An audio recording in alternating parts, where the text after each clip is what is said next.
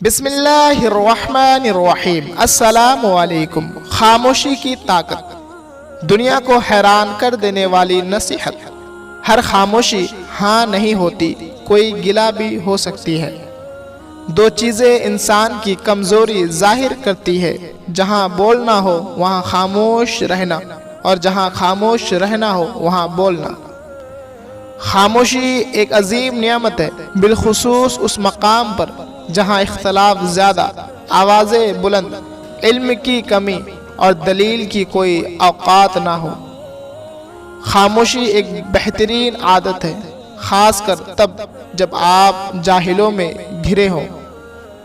کیا ہماری گہری خاموشی کسی کو یہ بتانے کے لیے کافی نہیں کہ انہوں نے اچھا نہیں کیا؟ کبھی کبھی حق پر رہنے کے باوجود خاموش رہنا پڑتا ہے، اس لیے نہیں کہ ہم ڈرتے ہیں، اس لیے کہ ہمیں رشتے بہت سے زیادہ پیارے ہوتے ہیں۔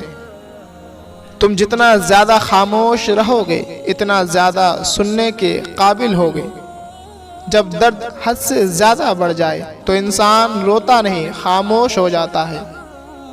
ایک اچھا تعلق ہوا کی طرح ہوتا ہے، جو خاموش ہوتا ہے مگر ہمیشہ آپ کے پاس رہتا ہے۔ اگر لوگ اپنی گفتگو سے غیبت، تہمت اور بہتان نکال دے تو باقی صرف خاموشی رہ جاتی ہے، جو ایک بہترین عبادت ہے۔